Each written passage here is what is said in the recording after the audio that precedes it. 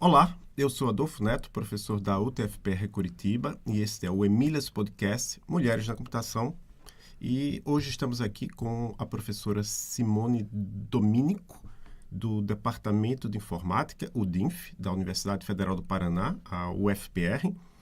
E eu gosto de destacar que antes da Simone, a gente já entrevistou aqui na Rede Emílias de Podcasts, que tem outros podcasts, duas professoras do DINF, a professora Silvia Virgílio, no Fronteiras da Engenharia de Software, e a Raquel Reis, que foi aqui mesmo no Emílias, falou sobre um projeto que ela tem associado ao Meninas Digitais, o Emílias também é associado ao Meninas Digitais, que é o Com Categorias. Então, quem vai entrevistá-la comigo é a Natália Chaves, bolsista do Emílias Podcast, estudante de Sistema de Informação da UTFPR Curitiba. Tudo bem, Natália? Tudo bem, Adolfo. Olá, Simone. Seja muito bem-vinda ao Emílias Podcast. Tudo bem com você?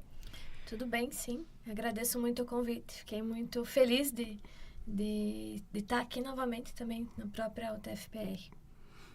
Que bom. A gente queria falar um pouquinho da sua formação, né? Você fez graduação em Tecnologia em Sistemas para a Internet na UTFPR de Guarapuava. E eu queria saber como que você escolheu esse curso, como você se interessou pela área da computação. É um fato curioso, porque normalmente quem está em computação é apaixonado pela computação, né? Já desde o início. Eu não. Eu tinha o sonho de fazer uma universidade federal. E na época que eu tinha a idade da universidade, eu já estava casada e já era um pouco mais difícil de migrar para cá para poder fazer essa universidade, por exemplo. Aí surgiu a história que a Universidade UTFPR estava indo para Guarapuava. Aí, nesse período, eu me preparei junto com meu esposo, né, para poder fazer a faculdade. E entre os cursos disponíveis, eu escolhi o curso de Sistemas para a Internet. Eu falo sempre para as pessoas assim, eu caí de paraquedas no curso, e realmente foi uma paraquedas. Só que no primeiro semestre eu fui entendendo tudo como estava funcionando e isso foi me motivando, era isso que eu queria. De certa forma, eu caí no lugar certo e eu tô no caminho certo. Então não foi, a maioria dessas histórias são, eu escolhi, eu fiz um curso, não, eu caí lá e no primeiro semestre os professores que estavam trabalhando comigo, eles fizeram perceber que era aquilo que eu queria. Então eu já fui pensando no que eu queria fazer posteriormente. Interessante, muito bom saber, porque a UTFPR é uma universidade que tem 13 campi, né? E alguns até em lugares bem distantes, como Santa Helena. A gente está agora com um problema, não sei como é que está na UFPR, mas alguns cursos, principalmente nesses campos mais afastados, não tem tanta procura, né? Mas é bom saber que para você foi bom a UTFPR ter se interiorizado. Sim. Surgiu a oportunidade, né, que eu não iria ter tão fácil assim, de conhecer até a própria universidade, fazer o curso. E aí, depois da graduação, você fez mestrado e doutorado em informática no DINF, na UFPR, é um dos melhores mestrados e doutorados em computação do Brasil, né? Nota 6 na CAPES. O que é que te levou, como egressa de um curso de tecnologia, depois eu vou fazer uma pergunta sobre isso, a fazer pós-graduação estricto sensu, que é mestrado e doutorado? O que é que foi alguma coisa? Foi iniciação científica que você fez ou simplesmente você se interessou? Então, nessa época, tinha alguns professores que eles faziam o mestrado, estavam terminando, e o doutorado, que eram meus professores. E o que acontecia? Eu sempre procurava eles para ter, sabe, um pouco mais conhecimento. Aí, um dia, o professor falou assim, você conhece, sabe o que é o mestrado e o doutorado? Aí ele me contou, sabe, falou assim, eu acho que você tem um perfil, por que você não estuda um pouco? Isso eu ainda estava no meio do curso ali. Eu tinha uma outra colega também que já tinha interesse de fazer mestrado e doutorado. Aí eu comecei a olhar e comecei a ver a possibilidade, sabe, de expandir dessa forma. Por mais que o curso de tecnólogo, né, ele te prepara para o mercado de trabalho, mas lá eu tive essa visão mais ampla. Ela não tive fechada tanto para o mercado, mas sim todas as possibilidades que eu podia ter. Porque eu falei isso porque às vezes as pessoas perguntam, aqui eu era coordenador, agora sou vice-coordenador do nosso mestrado profissional em computação aplicada, e às vezes a gente recebia um e-mail, eu sou tecnólogo, posso fazer mestrado? Né? E, em primeiro lugar, para um mestrado profissional é óbvio que sim, né? Não tem nenhuma limitação. Para um mestrado acadêmico eu não sei realmente, como eu não estou no mestrado acadêmico, eu não sei se eles fazem alguma restrição, em algum lugar, em alguma instituição, eles dizem, isso aqui é tecnólogo, não tem a base necessária. Realmente eu não sei. Em algum momento isso foi um problema para você? Não, Pra ser sincera, eu nem pensei nisso, porque o meu orientador de TCC lá na universidade, ele era tecnólogo. E ele estava fazendo doutorado.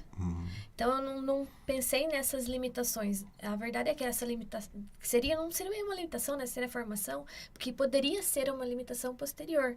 Mas acabou que era só pensamentos que a gente tem pela formação. E tem-se a base. Eu tive a base. Eu sempre comento com os professores ali, até inclusive quando eu estava me preparando para o concurso, eu tive a base muito fortificada. Então, quando eu cheguei a fazer mestrado ali, que eu tive o primeiro contato, inclusive, com o professor Marco, eu coloquei isso para ele, eu sou tal formação, mas eu tenho a base. E tudo que eu não tenho, eu vou correr atrás para buscar. E eu cheguei ali, as disciplinas que eu fui fazer, eu tinha visto. Então, os professores, ela tinham dado essa base, mesmo que não fizesse tanta parte da questão da formação. Então, e dizer que existe, eu acho que não existe. O meu orientador de mestrado e doutorado, ele falava assim, qualquer pessoa que queira fazer um mestrado, ela tem a oportunidade e ela pode. Ela pode se aventurar a fazer um mestrado. Agora, o que ela vai fazer com essa formação depois, ou se ela vai finalizar essa formação, depende muito de quanto ela vai se dedicar a evoluir. Isso eu carrego para minha vida. Então, não existe porque você é tecnólogo ou porque você não é de uma área da computação que você não pode fazer um mestrado na área. Eu só vou colocar um adendo aí que é assim, às vezes tem alguns concursos em algumas universidades que dizem assim, só aceitamos graduação desses tipos aqui. Eu acho que em algumas universidades isso já incluiu até no passado a UTFPR e a UFPR. Eu já sei que caso o professor tinha formação em sistema de formação, que é o curso da Natália, e não podia assumir o cargo porque no edital não estava explícito que podia ser uma pessoa graduada em sistema de formação. Eu sei que existem universidades como a USP que disse assim, é professor de computação, a gente só exige doutorado. Pode ser doutorado em qualquer área. Claro, aí durante o concurso seleciona. Mas, infelizmente, com as burocracias dos departamentos de RH, às vezes pode haver algum problema. Então, é bom a pessoa saber disso, mas é bom saber que não impede. Eu entrei não sabendo que poderia ser um empecilho para mim poder entrar como professora e pesquisadora na universidade. Mas eu acredito que quando a gente faz um mestrado e doutorado, a gente não precisa necessariamente seguir a carreira acadêmica também. Então, você é um pesquisador, então você pode ir para o mercado. E isso da questão do concurso, ela veio para mim posteriormente. Que a partir do momento que eu terminei a primeira formação, eu comecei a pensar. Tudo bem, mas e agora? E as universidades que não aceitam essa formação, o que eu vou fazer? E não foi um problema para mim isso, porque eu pensei, tá tudo bem. Eu tenho a formação. E se for necessário, eu faço a formação complementar para mim assumir uma vaga. Mas, como eu disse, eu tive a base. E o diferencial do mestrado e doutorado, eu acredito, visão minha, e não é por ser tecnólogo, eu acredito que se você vai atrás, né, durante o mestrado e doutorado, você tem uma base para você ser um docente bom, para você ser um pesquisador de excelência. Então, na minha opinião, não é uma limitação, mas eu conheço as limitações dos concursos, sim. E aí, Simone, depois do doutorado, você fez 2 períodos de pós-doutoramento, né? Então, você pode explicar pra gente o que é um pós-doutorado? Sim, até é complicado explicar, né? Porque a maioria das pessoas fala assim, você fez mais uma formação. Mas o pós-doutorado, na verdade, ele vem como um momento de preparação. Então, você passou pelo mestrado e doutorado, que tem a característica de você ter as disciplinas, cumprir os créditos, ter que entregar um material concreto, uma pesquisa inovadora. E o pós-doutorado, ele permite que você, como carreira mesmo, como docente, você se aprimore. Então, você melhore os seus contatos, você consiga expandir a tua visão sobre a área que você está pesquisando e você tem muito mais liberdade para olhar para todos esses campos. Então, o pós-doutorado, eu sempre digo, é como se fosse um estágio mesmo. Então, tá te preparando e te dando essa oportunidade para, agora que você terminou o seu mestrado e doutorado, que é um pouco mais rígido, para você conseguir aumentar o seu contato, sabe? Com a área, desenvolver tua pesquisa com mais tranquilidade. Ai, que bacana, realmente não sabia dessa. E aí, recentemente, né, no final do ano passado, você foi aprovada no concurso para professora na UFPR. E conta pra gente como é que tá sendo trabalhar lá, quais disciplinas você tá lecionando. Então, desde que eu vim da minha cidade de Guarapuava para cá para fazer o mestrado, então foi uma mudança. E eu cheguei no departamento, assim, quem eu conhecia? Ninguém. A colega, talvez, que veio comigo de lá também. Então, os professores, eu conheci o professor que me entrevistou. Eu conhecia todos os currículos dos professores que me interessavam, mas eu não conhecia ninguém. Então, quando eu cheguei o primeiro ano, e ainda houve não é um problema, né? Mas no meu primeiro ano de mestrado, eu fiquei grávida do meu segundo filho. Então, eu tive essa visão de que eu poderia nem terminar o mestrado. Só que eu fui conhecendo as pessoas que estão em volta do departamento e eu fui vendo que o departamento realmente é humano. Realmente que se importa com o aluno. E aquilo foi me colocando na cabeça, não, um dia eu quero trabalhar aqui. Um dia eu quero trabalhar aqui porque eu queria fazer a diferença como meu orientador, como as pessoas que estavam na nossa mesma área. E isso foi me motivando realmente assim, um dia eu vou estar aqui, um dia eu vou ser professora daqui. E isso eu fui fazendo mestrado, doutorado, estudando, especializando, escrevendo, para seguir esse caminho. Então, como eu estou me sentindo lá, estou muito bem. É bastante trabalho, né? Então, tem semanas que chega sexta-feira, eu estou extremamente cansada e tenho que trabalhar no final de semana para dar conta da demanda. Mas eu amo trabalhar lá, eu tô no lugar que eu queria. E eu acho que, eu brinco assim, talvez pequeno para algumas pessoas, mas para mim foi um sonho estar trabalhando aqui. Então, quando eu passei no concurso, eu pensei, poxa, eu consegui. Então, coloquei a meta e alcancei. Ah, que bacana. Eu acho legal. Não conheço todo mundo lá, mas todas as pessoas que eu conheço são muito legais lá do DINF.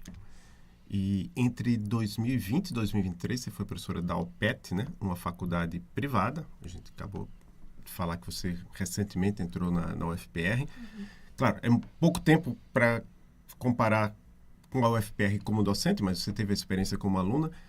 O que você consegue falar para a gente sobre a diferença entre essas instituições, ou talvez até generalizar sobre os tipos de instituição? Eu acredito que elas são bem diferentes. Na verdade, o que eu percebi na instituição privada é que você acaba tendo um foco mesmo. Então, o foco da instituição privada é você ter a formação do aluno voltada para o mercado. Não que a pública não tenha isso, ela tem também. Mas essa formação do mercado que a instituição privada ela fornece, faz com que o docente ele realmente trabalhe na docência. Então, ele está próximo do aluno, ele vai trabalhar com as disciplinas. E não tem uma questão de, vamos fazer pesquisa. Então, não tinha uma questão de pesquisa dentro da universidade. Eles até motivavam a gente a fazer pesquisa, mas eu não tinha um núcleo de pesquisa na universidade privada. E talvez isso fosse um diferencial comparado à pública. Então, a pública eu tenho o quê? Um perfil de aluno, às vezes, também é um pouco diferente. Eu tenho essa formação voltada no mercado de trabalho, mas eu tenho essa opção de, tanto para o docente que está ali internamente, quanto para o aluno, para ele olhar para essa possibilidade da pesquisa. Então, acaba que acho que isso é uma grande diferença que eu consegui notar trabalhando, testando nas duas. E isso não faz com que uma seja melhor que a outra, mas sim o foco que as universidades têm é diferente. E acaba que o foco do professor também vai ser diferente. Certo. Já que você falou em pesquisa, existe um Fórum dos Programas de Pós-Graduação em Computação do Paraná, né? Uma iniciativa de vários programas. Hoje Roberto Pereira tocou bastante essa iniciativa lá na criação, e tem várias palestras já no YouTube. Eu não sei se estão acontecendo agora, porque eu me afastei um pouco. Acho que aconteceu uma recentemente, mas você ministrou um tempo atrás uma palestra chamada Processamento de Consultas na GPU. Então, vou fazer várias perguntas por partes, né? Em primeiro lugar, processamento de consultas. Então, o seu trabalho original, seu foco maior era em banco de dados? Em banco de dados. E o que é uma GPU? Então, a GPU, na verdade, é uma unidade de processamento gráfico. Então, ela serve para quê? Que eu consigo fazer várias tarefas massivas em paralelo, ao mesmo tempo. Então, eu tenho um problema maior, eu vou dividir em várias tarefas e isso vai ser feito de forma mais rápida. Só que, originalmente, ela foi desenvolvida para processamento gráfico. Aí, os pesquisadores começaram a perceber que ela tinha uma amplitude maior, que ela poderia ser aplicada em outras áreas. E começou as pesquisas, e isso foi designado para processamento de genérico também, de propósito geral, na verdade. E isso entrou banco. E banco de dados no processamento de consultas, eu sempre pesquisei sobre otimização e desempenho. Então, a gente percebeu uma oportunidade de fazer aquelas tarefas que um banco de dados faz na GPU, para entender um pouco como que isso funcionava e se ia ter algum ganho ou não, e se existia a possibilidade também de transformar um sistema de banco de dados, né, que executasse totalmente na GPU. Então, foi um estudo preliminar para analisar esse cenário. E, assim, ultimamente, pessoas que acompanham um pouco mais de tecnologia estão ouvindo muito falar de GPU por causa do uso de inteligência artificial. Aí tem aquela conversa, lá o DeepSeek conseguiu fazer um LLM melhor porque usou GPUs mais antigas, né? a minha dúvida, então, é os grandes bancos de dados hoje em dia, comerciais, eles já fazem processamento de CPU ou isso ainda está no nível de pesquisa? Em GPU, Em GPU? não totalmente. Você tem algumas pesquisas voltadas para isso. Então, você vai pesquisar, você tem alguns bancos, sistemas de banco de dados, né, que estão preparando o ambiente para isso, só que muda muito a característica. Então, para mim executar, eu vou fazer um coprocessamento dividindo a atividade entre CPU e GPU. Então, o SGBD ele o sistema vai ter que estar preparado para isso, ou eu vou focar só em executar. Então, o que acontece? Eu acredito que tem pesquisas, quando eu estava pesquisando, e eu ainda estou, porque eu tenho um aluno que está olhando para esse lado hoje, não tinha nenhum grande do tipo Oracle SQL Server, mas tinha várias pesquisas afirmando isso, é melhor a questão de eu executar porque eu tenho um processamento maior. E isso até me gerou a curiosidade, por que não está se olhando diretamente, não está tendo a pesquisa? Porque a gente tem o custo de manter, né, uma GPU, e, na verdade, você fazer só o coprocessamento, ele dá um resultado. Só que eu tenho alguns custos no meio que isso vai ser inviável também. E agora, uma última curiosidade sobre isso é que, assim, eu pesquiso principalmente na área de engenharia de software. Então, pessoal, tem bastante artigo aí usamos o ChatGPT para gerar testes, usamos o ChatGPT para gerar isso aqui. ChatGPT, eu estou falando, é um nome genérico, mas qualquer LLM desse.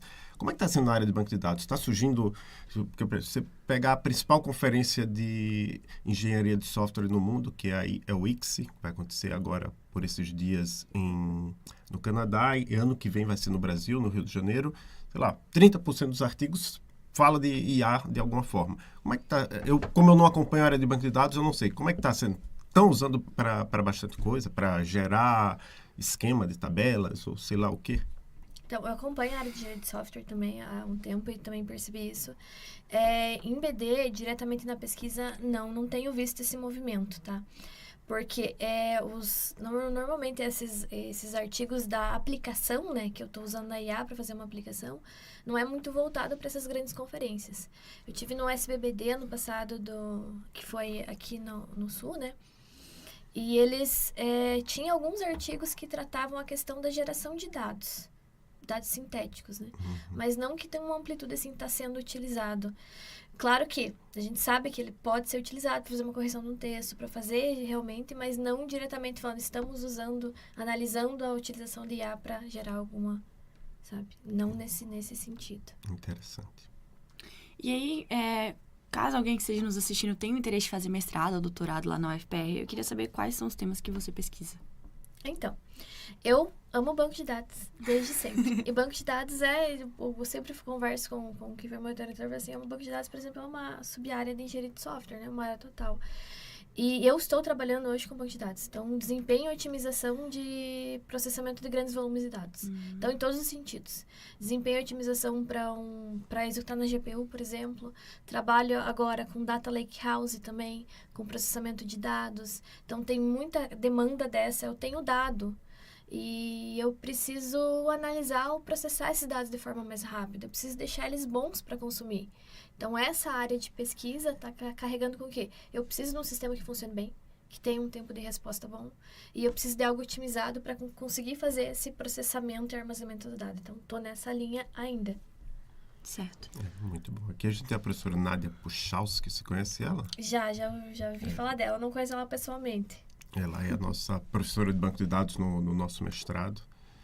Mas agora a gente vai entrar numa outra parte da entrevista, porque nós somos o Emílias Podcast, Mulheres na Computação, e eu, como homem aqui, eu estou no papel de escutar o que as mulheres têm a dizer, porque eu sei que vários homens aprontam e aprontaram e vão continuar aprontando, infelizmente.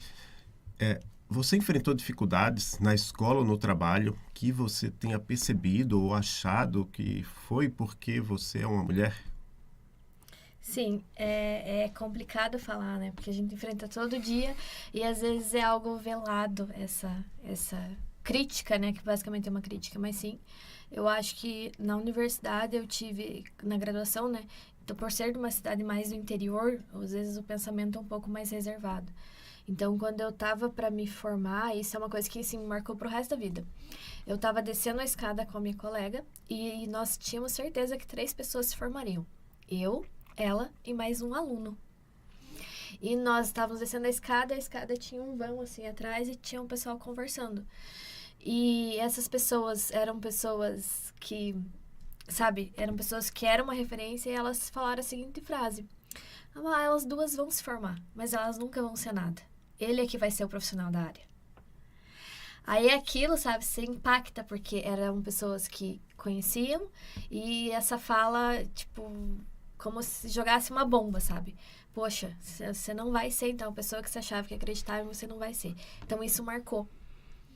E tem várias coisas que você carrega no dia a dia que são essas situações veladas, que ao longo do tempo eu aprendi que a gente precisa também aprender a lidar com essas situações e não deixar levar pro coração. Mas eu digo que essa me marcou porque já se passaram anos e aquilo ainda é um ponto. Em questão de trabalho, não, porque a partir do momento que eu comecei a entender o meu lugar, a entender que eu, do mesmo jeito que eu respeito todo mundo, eu preciso ser respeitada, eu comecei exatamente a filtrar essas coisas, sabe? Mas infelizmente acontece. Menos ainda, mas acontece tanto de homens, a gente joga carga pra cima dos homens, mas também acontece pelas próprias mulheres. Então elas às vezes te colocam nessa posição de você não conseguir, e isso dificulta. Infelizmente, esses episódios ainda acontecem, né? Seria bom a gente fazer essa sequência de episódios gravando e perguntar e a pessoa falar não, ia ser maravilhoso. Simone, você participa de algum grupo para mulheres na computação? Não. O que acontece é que eu admiro sempre de longe os grupos e eu acabo não me inteirando, mas me participando realmente. Uhum. Tem o próprio grupo da professora Raquel lá na universidade, que é maravilhoso. Então, a gente teve uma palestra, um evento agora recente pro mês da mulher. E assim, eu tava lá, eu tava acompanhando porque realmente eu acho que isso é necessário. Eu digo que eu não trabalho num grupo voltado para isso, mas eu sempre, quando eu entro na sala de aula, a primeira coisa que eu olho são quantas meninas tem, sabe? E tentar aproximar, porque é exatamente essa situação que eu tive no passado. As meninas têm, elas chegam, às vezes chegam e falam assim: nossa, professora, eu tô tendo tanta dificuldade, parece que para os outros é tão fácil. Tô querendo desistir porque eu acho que não é o meu perfil, sabe, aquele mesma história. Aí você conversa, aí você tenta contar um pouco de como foi a tua história, pra elas verem que vai ter dificuldades, porque nada é fácil na vida, né? Eu brinco que o que é fácil não é importante, assim, se vem fácil. Então, você vai ter dificuldade. O que você tem que fazer é o quê? É enfrentar e analisar o que você quer, o teu sonho, o teu pensamento. Claro que se o seu sonho não é estar aqui, por exemplo, tá tudo bem. Mas se você quer estar aqui, você não vai deixar essas coisas afetarem. Então, por isso que eu falo, eu sempre acompanho de longe o que todo mundo está fazendo.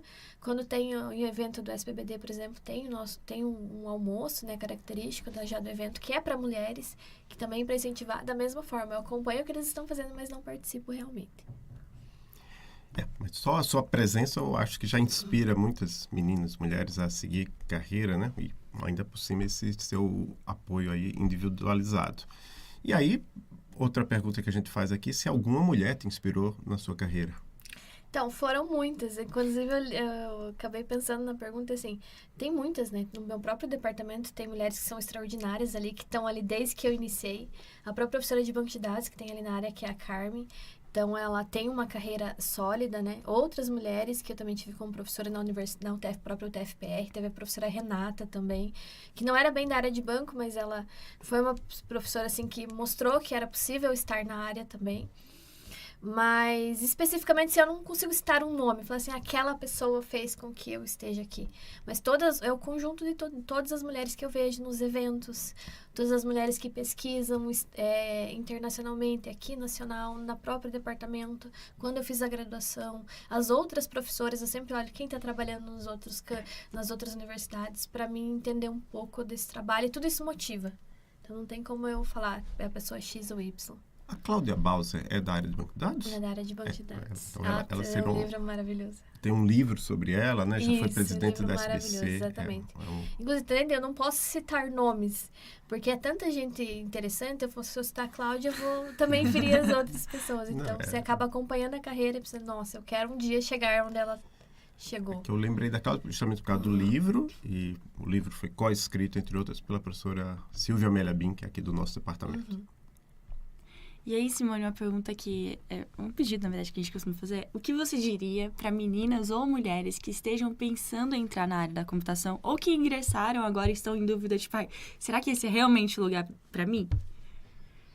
Eu acho que não tem, talvez, uma fala, né? Como eu falei, eu sempre converso. Você quer estar aqui? É o seu sonho? Então, se é o seu sonho, se você pretende fazer isso, você deve se esforçar ou aprender a lidar com esse mundo. Agora, se eu estou em dúvida, dá uma chance para a área da computação. Porque, assim, não é só questão que ela está crescendo muito, mas ela é algo que vai agregar muito numa carreira. E eu acho que não tem um perfil específico para você seguir computação. Basta você entender e perceber se é o que realmente você pretende seguir. Eu mesma falei no início, né? Caí de paraquedas. Então, eu poderia, no primeiro semestre, falar assim, não, é muito difícil. Eu nunca tinha visto um algoritmo. Eu nunca tinha visto uma linguagem de programação. Binário, nada. Eu não tinha ideia disso. Então, eu poderia. Só que eu pensei, não, é uma área que vai me agregar. Pra frente, pode ser que eu não trabalhe. Quem sabe eu não trabalhe na área, mas ela vai me agregar muito. Então, eu quero isso. Eu quero conhecer um pouco mais da área. Eu acho que tem que persistir. Problemas... dificuldades surgem para todo mundo, indiferente se é homem ou mulher. Às vezes as mulheres têm essa dificuldade maior, mas tem que persistir. E assim, são dificuldades. Como eu falei, quando eu iniciei a faculdade, eu já tinha uma filha. Hoje minha filha tem 17 anos. Quando eu iniciei o mestrado aqui, no primeiro ano, eu fiquei grávida do meu segundo filho.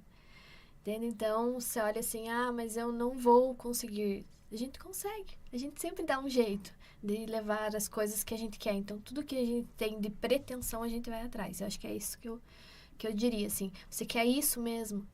Você tá certo? Você deu uma chance para você entender. Se você chamou a tua atenção a essa área, quer dizer que você tem interesse. Então, siga apesar dos problemas, tem que seguir. Muito bom, estamos chegando quase ao fim do nosso episódio. A gente tem um momento que a gente chama de momento de indicações, onde a gente pede para a entrevistada indicar algum livro, filme, série, podcast, quadrinho, qualquer coisa. Pode ser da área, pode não ser da área. Eu falo da área da computação, banco de dados, etc. Alguma coisa que você queira indicar para as nossas e nossos ouvintes? Eu tenho um livro, eu não vou lembrar o autor, mas eu lembro do nome dele. É A Lição Final. Eu sei quem é Randy Pausch. Isso. Ele foi um livro que eu tenho ele até hoje, mas quem me deu esse livro foi um professor da UTFPR, quando eu estava me formando, e ele deu um livro para os formandos. E por que ele marcou tanto? Porque a história que ele conta no livro é aquela motivação que eu estava em dúvida se eu seria suficiente para o mestrado. E ele foi aquele livro que, não, tem muita coisa fora do que eu olhar só para a computação, para ali, tem muita coisa em volta para mim pensar. E esse livro é um livro excelente, sabe? Para você entender e motivar mesmo, que apesar das diversidades da vida, a gente pode ter uma vida e uma carreira sólida. E tem lados também que vai ter que trilhar, né, o caminho. Esse livro, uns anos atrás, ele ficou muito famoso aqui no Brasil, até chegou ao ponto de ser traduzido para o português. Inclusive, eu estava um dia desse lá na Federal, na Biblioteca de Ciências Florestais, aí estava lá o livro. Eles têm lá em papel, né? Eu tenho papel também. Como nos tempos, como no passado. E, infelizmente, o professor que escreveu a lição final porque ele sabia que estava com câncer e ia morrer. Ele morreu, né? Era professor da Carnegie Mellon University. Mas ele desenvolveu uma coisa que foi um software Alice, que é meio parecido com o que a gente usa nas nossas atividades aqui, que é o Scratch, né? Na época, eu não sei se já existiu o Scratch quando ele criou o Alice, mas com certeza foi uma inspiração.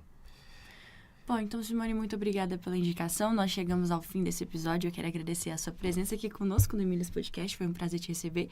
E queria saber se você quer agradecer alguém, mandar um abraço para alguém.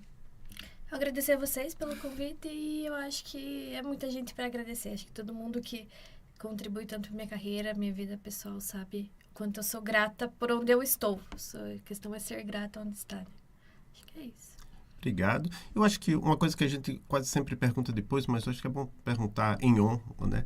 É o seguinte, a gente tem eventos aqui do Emílias. Todo ano a gente tem pelo menos 2 eventos. O Dia Internacional da Mulher e o Ada Lovelace Day. Como você está aqui em Curitiba, para você ministrar uma palestra, vindo para cá, seria relativamente simples. Que temas você poderia dar uma palestra para as nossas alunas e alunos? Eu acredito que essa questão de carreira é bem importante, que tem essas dúvidas que vocês acabaram me perguntando também, vai ter entre os alunos. A questão da minha própria área, banco de dados, Então, tudo que for relacionado a banco de dados, eu aceito. Então, tecnologias novas, como eu falei, trabalhando bastante com Data Lakehouse, que é processamento de grandes volumes. Então, são coisas que me interessam e eu acho que agregaria para a formação dos alunos. Jóia. Então, se tudo der certo, a gente entra em contato. Muito obrigado, Simone, e a todos e a todas que nos escutaram. Até o próximo episódio do Emílias Podcast.